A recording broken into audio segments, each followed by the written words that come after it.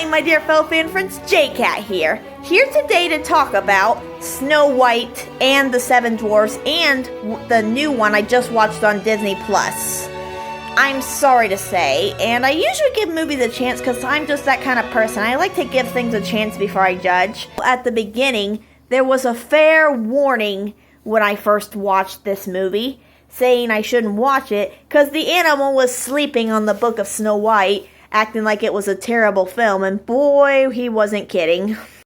And I was thinking, well, maybe the movie's not as bad as they saying, because maybe they were just judging the actor, which the actor wasn't very nice, I'll give him that. But then I watched the movie, and I'm sorry to say, the movie was downright, that movie was awful. I'm sorry, it was awful. It was not Snow White, and it's definitely not Snow White I know. This is not even Snow White at all. This is snow mud. You know, like snow that has been pushed over to the side of the road, got salt on it and dirt, and just turned into sort of this mud brown. Like seriously, she's snow mud. That's what I'm calling her.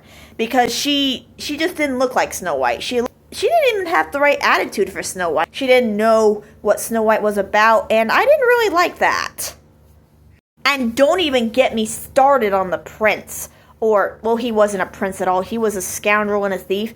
I say he was a cross between Robin Hood and Flynn Rider. Someone's got to show him some manners. What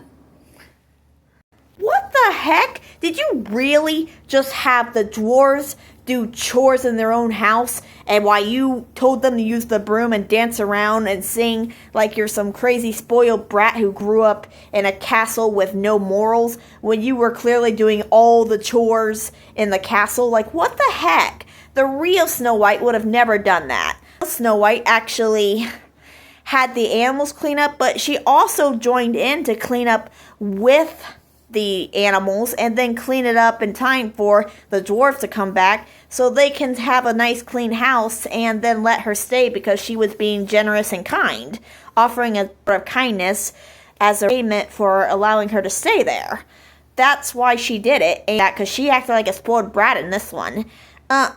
You do not do that. You do not make someone who owns the house do all the chores. You have to join in because you're the guest, and as the guest, it's always polite to show a little mannerism in doing the chores. Really, Snow White. But I do want to tell you, the Snow White I grew up with had meaning.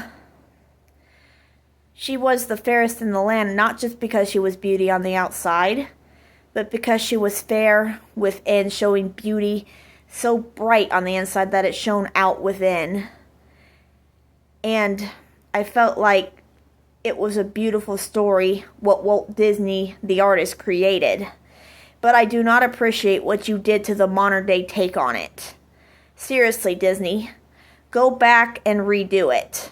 It needs redone, and it needs to be exactly as Walt Disney had intended it to be. Now, getting on to the Evil Queen. Now, the Evil Queen was spot on. I gotta give Gal Gadot some credit here. I mean, she played Wonder Woman, and she really did a good job as the Evil Queen. I gotta say, the Evil Queen was fairest in the land in this one. Wonder Woman. And seriously, that one scene, what is this, Sound of Music?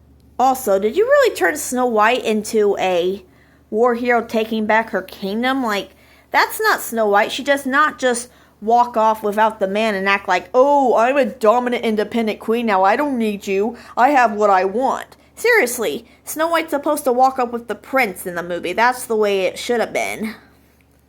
May the force be with you, my dear fellow fan friends, always.